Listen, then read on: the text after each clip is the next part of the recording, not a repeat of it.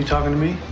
Is there someone else? Never rat on your friends, and always keep your mouth shut.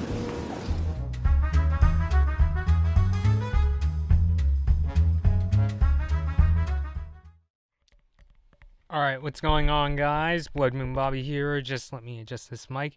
And as many of you guys know, I run a very, very busy life, between school, my current job. I work at a college newspaper as a multimedia editor, and also, having to study for school, and right now I'm looking for an internship. That at times it's hard for me to enjoy the things I really like. Yes, as many of you guys know, I'm a photographer and videographer, and that part of the job is fun. But the one hobby I never really get to do as much, and I'm glad when I do have the little bits of time that I do to do these, to get into this, is studying film. I mean, I don't know if I ever want to be a filmmaker. I have my ideas, but I just can't see myself getting through film school and really getting in deep into movies as deep as others are able to. If making movies was like a career that I could easily get myself into, then I would go on off and study it. But until such a day comes, I really like to study films. In fact, the reason I got into films is it only made sense to go from photography. And then when I started studying filmmaking, not only did I learn, obviously the techniques of using a DSLR to shoot video, I also learned a lot about, there's a lot that goes into a movie that I didn't really realize. I really started it started when I was in high school, and I took AP Literature, mainly only because I wanted to take a higher level of English than just, college prep English. And then I didn't realize that, when I got to that the students weren't just studying, what happens in chapter 5 and 6. They were actually studying the characters, studying the themes, giving an analysis of what the movie is about and stuff like that. So that's why I got into studying film. And of course, when you study film, you hear about the legendary directors. You guys might know my favorite director of all time, technically speaking, is Steven Spielberg. I just feel like I not only, like his techniques, like what he does with his camera and the stories, and even down to his editing. And my favorite movie of all time is Schindler's List. And I also like a lot of other Spielberg movies, like Minority Report, Jaws, E.T., Raiders of the Lost Ark, The Color Purple. Even his comedy drama, romantic comedy drama Always, which is not a very good movie, but it's a guilty pleasure of mine. But another director I discovered, and I actually knew about him since I was a little kid, but I didn't realize what a powerful guy this was until now, and that is, as the title of the video implies, and I've been hyping up ever since the new year began, the Academy Award-winning director Martin Scorsese, who, as some of you may know, is a New York-born director, mainly known for his crime drama movies like Goodfellas, Casino, The Departed, Gangs of New York, and Mean Streets. And the thing about Scorsese is, he was one of the first directors that struck me with, how to make a movie with very rich characters. The big difference between a guy like Scorsese and Spielberg is very, he really likes to, he thinks the center of the movie is the plot, and he fills it in with interesting and likable characters. In Scorsese's instance, it's almost like it's almost like a complete 360, where he prioritizes how good his characters are, hence why he's able to get some of the best actors out there, including Robert De Niro, Joe Pesci, Daniel Day-Lewis, and so forth.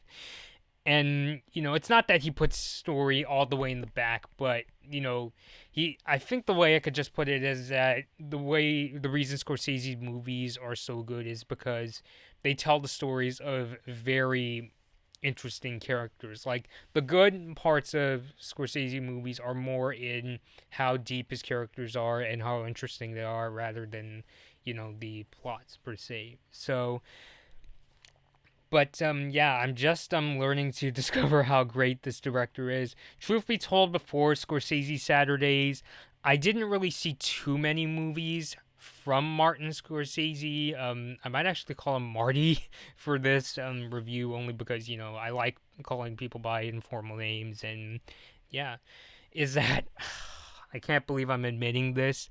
The first time I heard of Martin Scorsese was in that stupid DreamWorks movie Shark Tale, which go look it up. I don't really want to tell you guys that. I feel like I'd be insulting Martin Scorsese or Marty. But in Shark Tale, if you guys remembered, he played this kind of a spinning with his movies. Marty played this pufferfish who basically was financing not only this car wash, but he was also doing dealings with this sort of mafia of sharks led by Robert De Niro. I'm drinking a Coke, and you'll see why in a second, or unless you read the title. So, yeah. So up until that time, I just thought that Scorsese was a comedian. And, it would be hard to tell. Like, if you just, go look up, interviews of Scorsese, he's always, laughing on the set and having a good time. But the thing is, what makes Scorsese famous is his really hard-hitting dramas. As I mentioned before, The Goodfellas, Casino, and the movie I'm about to talk about in this video. So I wanted to, get more into studying, his films. You might be wondering, oh, why aren't you getting into the Steven Spielberg movie? I've seen plenty of Steven Spielberg movies up to this point, and I'm not done. I still want to see a lot more, including Amistad, Munich. I don't know about the Sugarland Express, but, and also, he just came out with The Post, and he's coming out with Ready Player One. But Scorsese as a director, along with many directors, including Akira Kurosawa, that I feel like I don't give anywhere near enough attention to studying his films.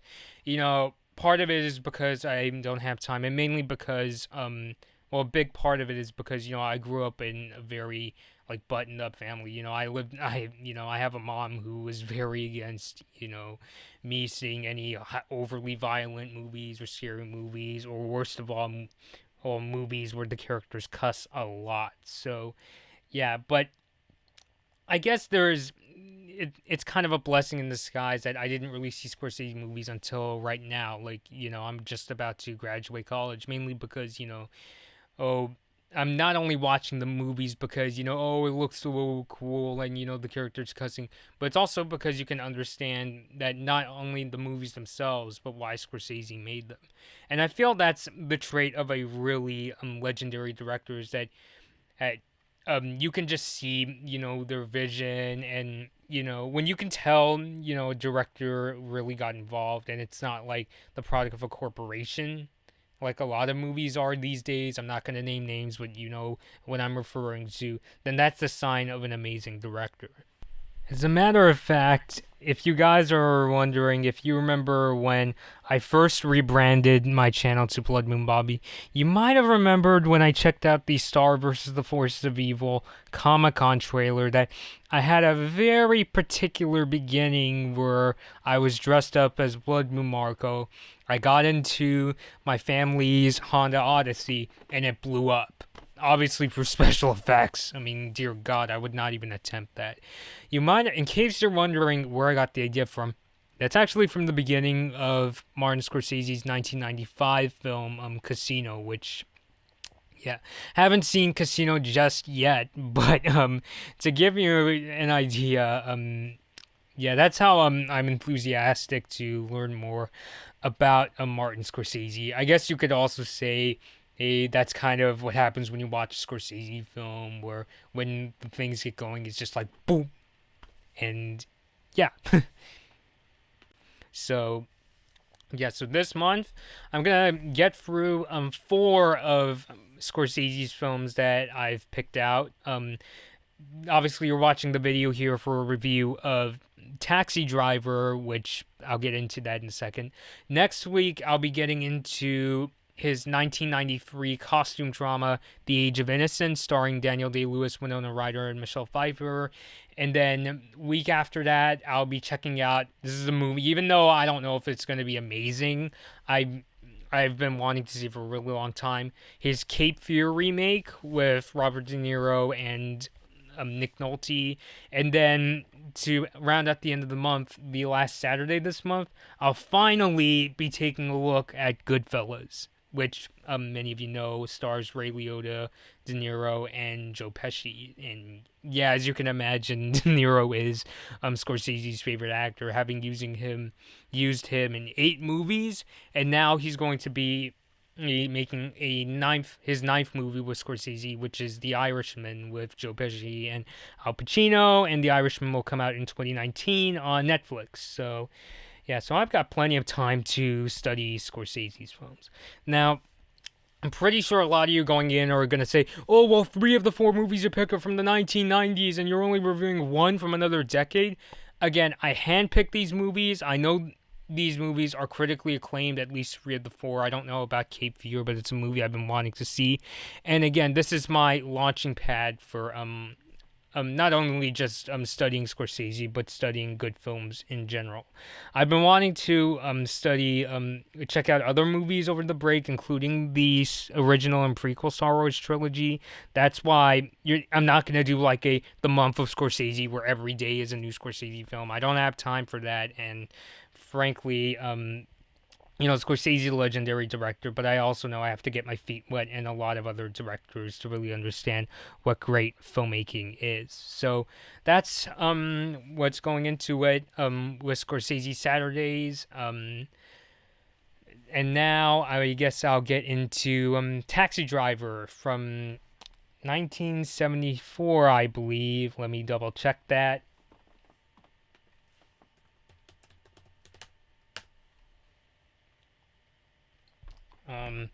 There may or may not be spoilers, just saying. I might spoil them because this might be a walkthrough of the film and discussion. But 1976, so a year after Jaws came out and a year before Star Wars A New Hope came out. So Taxi Driver, my thoughts on Taxi Driver. Honestly, I said at the beginning, that Hugo and Wolf of Wall Street were the only 2 Scorsese movies I've seen up to this point. And between the 2, I preferred The Wolf of Wall Street, mainly because Leonardo DiCaprio acted really good. And it was a very, to put it in a G-rated way, interesting story to get through and watch the story of a life who lived it big for a really long time and really didn't know any extremes. But with Taxi Driver, I can now declare this currently the best Scorsese movie I've seen. I don't know about this month. I have to get through Goodfellas to really know that. But I know Taxi Driver is a favorite for many people. I believe it won the Palme d'Or at the Cannes Film Festival. It was nominated for 4 Oscars. And it's a favorite of Stephen Chin, who you might know from my other discussion videos, including the Butterfly Show. So, yeah, the way I could basically describe Taxi Driver to you guys, it's funny, before I saw the movie, I remember watching the Siskel and Ebert review of Taxi Driver, and Gene Siskel basically said it is a story about violence, a love story that gets turned into a nightmare. Man, I love watching Siskel and Ebert, but I just gotta say, Gene Siskel, may you rest in peace. But I disagree with that. It's not a love story that's turned into a nightmare, because in my opinion, the nightmare started from the beginning. So I'll give you a little quick introduction to Taxi Driver. The movie is about Robert De Niro, who just got done doing Godfather Part 2, which I might check out the Godfather series one day, just saying. And not that it's important to the movie Taxi Driver, but so he basically plays a Marine turned taxi driver, and he is like pissed to come back to New York City. Like, he basically considers everyone an animal and everybody is a scumbag in his eyes. Pretty much, he calls them pretty much every name in the book. And, who could blame him? I mean, in Taxi Driver, the New York that, Travis is in, I'm pretty sure the real New York isn't nearly as this bad, but, he has to drive around, like, lots of, crime. There's gangsters, there's pimps that, with prostitutes. I mean, it's just a really scummy sort of world. And we see him try to we see Travis, De Niro's character, being super frustrated, and not just frustrated with how, vicious and disgusting this place is, but it's also a very mundane life. He doesn't know what to do anymore now that, he's got done, being a Marine and so forth. And just, and of course it leads to, him getting really angry and pissed off. And what sets it all, and it's not just the world of crime that Travis doesn't like. He also really doesn't like dishonest people. Like, the thing is, he starts seeing this woman played by Cybill Shepard, this woman named Betsy, and she works for this political campaign for this senator or Palatine that's trying to become the next American president.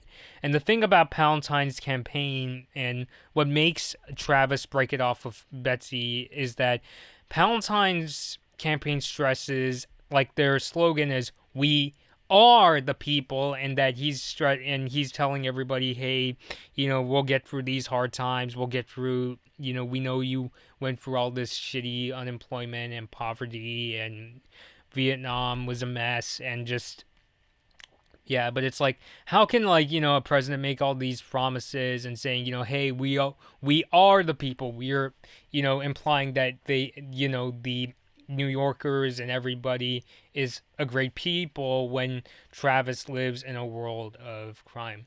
And, for those uninitiated, Travis himself is, technically speaking, well, he isn't a gangster per se. In fact, he's the one who's, victim to a lot of this. Not just a victim, but he's kind of a passerby, at least in the very beginning. He has to drive, even some of the passengers, he has to drive at night. As he puts it, he has to clean off the jizz and sometimes the blood of the passengers. And towards the beginning of the film, two of the people that he picks up is, a couple that's making out, in the back of the taxi cab. So, so as you can imagine, Travis is really pissed off. And it's funny for me, I started getting interested. I would say the start of the movie, you do get invested in Travis's character. How could I put this? You see, in the beginning, he went through this relationship with the Betsy character, and that does not go well. Mainly because he took her on a date to basically a porno movie, and of course that sets her off, and she don't like it, and she says that was about as good as idea as saying let's fuck. And keep in mind, I'm doing this episode right after I just saw it, so I'm really trying my best to process all of this. So as you can imagine, Betsy pretty much has this idea that, Travis is a really scummy guy. At one point, he even goes into her office and gets a little, and tries to get back with her, but her colleague kind of throws him out, and he gets pissed, and it almost results in a fight. So right off the bat, I almost kind of feel like a lot of people will probably be having a similar perspective to Betsy, that okay, Travis is a scumbag, and he's kind of slimy. I honestly thought he was being manipulative, but he's trying to charm this person, and I didn't get, where are you? And I started thinking, what are you doing? But then I started realizing he really did see something in Betsy, and he was hoping that she would understand him. But of course, with that kind of impression, that kind of rage, she got what I considered the wrong idea. And and that's what the point of the movie, when I really started to get invested in the film, and I kind of felt, as much as I don't like anybody watching this, including myself, would ever get as mad as Travis is. I feel like we're all frustrated with the world around us, especially nowadays, especially if you follow politics. Not that everybody is going to be as raging on the inside as Travis is, but yeah, I think that's what makes it like so understandable, and that's what makes it really a Scorsese movie, making a movie about a lonely person in a really screwed up world. What was I about to say? It's funny because Scorsese himself said that even in movies, like, he grew up in Little Italy in New York, and he says even if his movies don't take place in Little Italy, they're metaphorically speaking still taking place there. And that's what I see in Taxi Driver, because in case you don't know, Scorsese grew up as a really lonely kid, mainly because he couldn't go outside and play with the other kids because he had severe asthma attacks. So yeah, and as one could imagine, it's what led him to be lonely. And I don't know this for a fact, but I think that's why he's a super pissed off guy. Like, if you read up on, like, Scorsese, like when he's making movies, he used to get really mad when things didn't go his way. I remember he did a CBS interview, and the reporter was saying that Scorsese was a person who broke phones, smashing phones, and would get mad. And his editor, Thelma Schoonmaker, who I think is a really talented editor, she said that one time he got so mad that the film snagged the movie he was editing, that he hit the glass display on the editing machine and he broke it. Like, he got that mad. And rental companies wouldn't want to work with him because, you would keep breaking the equipment. And that's what I feel is so great, because I feel like, it's not that this character turns evil, especially toward the end, which I might tell you about. It's that, I feel like Scorsese is, like, made a movie about not just himself being a raging guy, but it's, about people when they reach their boiling point. I think that's the best way to peep it. This is a movie that happens when people reach their boiling point. But things make a big 180 for Scorsese. Not Scorsese, Travis, getting back to Taxi Driver, when he keeps bumping into this prostitute played by a really young Jodie Foster. She was 12 at the time. This was crazy. And I know this was not Jodie Foster's first movie role. I know she was in Alice Doesn't Live Here Anymore, which unfortunately I'm not going to be able to get to this month. But yeah, she was also I'll actually get to the actors later. I want to keep finishing the story. But what makes Travis not a straightforward or really a clear-cut character is he wants to save the prostitute characters. By the Jodie Foster's character's name, by the way, is, like, her real name is Iris, and her nickname is Easy. And, I think what really set in stone what made Travis not a very clear-cut character is that even though, like, he's very mad after his relationship didn't go well, he even starts, like, buying and learning to use guns. So you think, oh shit, he's gonna go to one of the Palatine rallies and start shooting up a bunch of people, which he almost does. But what stops him from doing that is, like I said, he bumps into the prostitute Iris, and he's telling her to get out of here from all these, like, screwed up people. Like, she's like going out with this one pimp, and he's not a very he's a very sketchy character, that guy. But I also feel like not only does Travis want her to get away from the prostitutes, I also kind of feel like the other reason is he doesn't want her to stay in a city full of sinners, if you will. So yeah, it's interesting. I know some people consider Scorsese's main characters sinners, which that was kind of the case in The Wolf of Wall Street. But I kind of feel that in this movie, the sinners are pretty much the world around this guy, even though Travis almost goes too far to the edge towards the middle of the film. So because not Betsy, Iris is really unsure because she says that she doesn't like her parents. Travis ends up going and taking down these prostitutes that are surrounding Iris. I mean, God, I mean, like I said, I literally just got done watching the movie, so please bear with me. And so that's what I think makes Travis such an interesting character. You know, I guess it's kind of, you could liken him to somebody, even though it's not really in the same way. Nah, I wasn't gonna compare him to Alex DeLarge from A Clockwork Orange.